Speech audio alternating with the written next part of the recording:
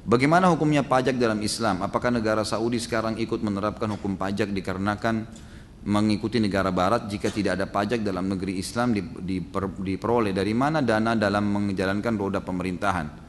Teman-teman sekalian, dalam Islam ini tidak boleh mengambil sesuatu dengan cara paksa. Nggak boleh, zalim namanya. Pajak ini kalau kita bicara apa adanya, realitanya, kalau kita tanya setiap warga misalnya, disuruh pilih bayar pajak atau tidak bayar pajak, kira-kira apa yang dipilih oleh warga? Nah ini banyak yang jawab nih. Hah? Tidak kan? Kalau disuruh pilih makan di restoran bayar 10% dengan tidak bayar, yang mana Anda pilih? Tidak bayar. Artinya kalau orang bayar pajak 10% itu dipaksa, gitu kan?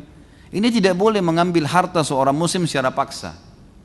Ini sebabnya sebagian besar ulama mengharamkan, tidak boleh.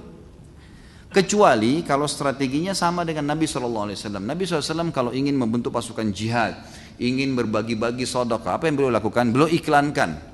Nih ada saudara kita kalian yang sedang butuh si fulan, menyumbanglah. Ya, Nabi SAW kadang-kadang membuka jubah beliau menaruh, lalu orang-orang pada menyumbang di situ. Lalu kemudian Nabi SAW berikan kepada mereka. Sukarela, tidak ada penentuan persentasenya, tidak ada paksaan. Nah ini lain, ini lain.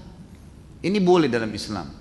Nanti dalam bahasan dosa besar kita ada namanya maks. Maks itu pajak atau pajak lah umumnya.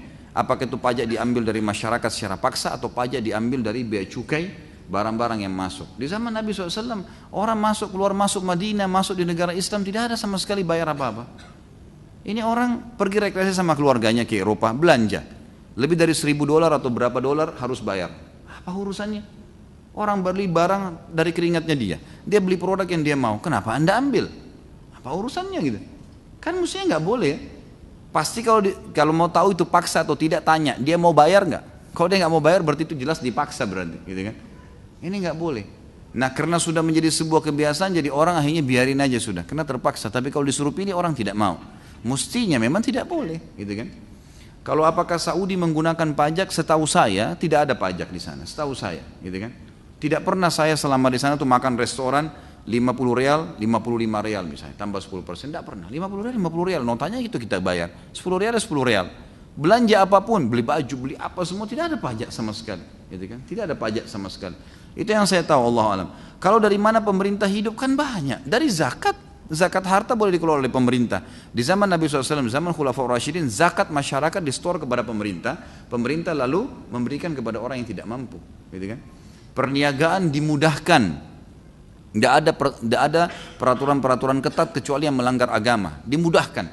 Ya, pada saat Abdurrahman ibn Auf membebaskan sebuah tanah di Madinah di zaman Nabi SAW, beliau bebaskan tanah itu padang pasir, gitu kan, milik seseorang, dan akhirnya dia mengatakan saya ingin bebaskan, kerjasama sama orang yang punya tanah, saya mau buat pasar nih. Kata dia baik silakan, kita bagi hasil. Dibuatlah sama Abdurrahman ibn Auf kotak-kotak dari tanah liat, seperti kalau kita sekarang kios-kios gitu. Setelah jadi pasar, Abdurrahman iklankan, siapa yang mau pakai pasar ini silakan gratis. Silakan gratis. Kalau ada pun yang mau menyumbang sesukanya, silahkan.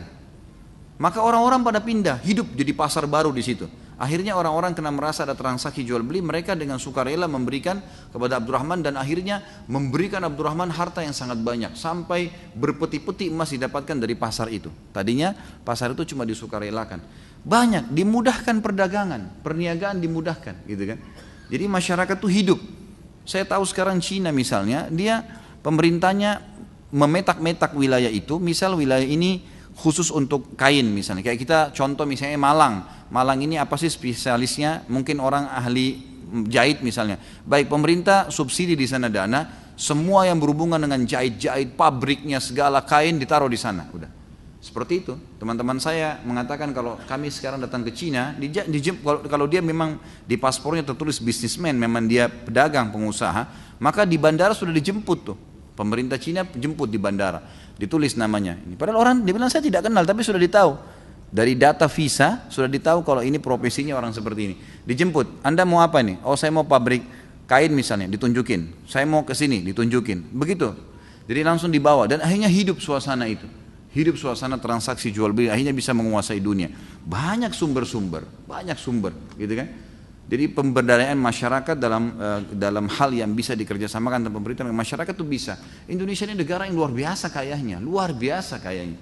Cuma sayangnya beberapa ya elemen saja yang tidak bertanggung jawab dan tidak tahu kalau mereka bertanggung jawab hari kiamat yang menyalahgunakan masalah itu.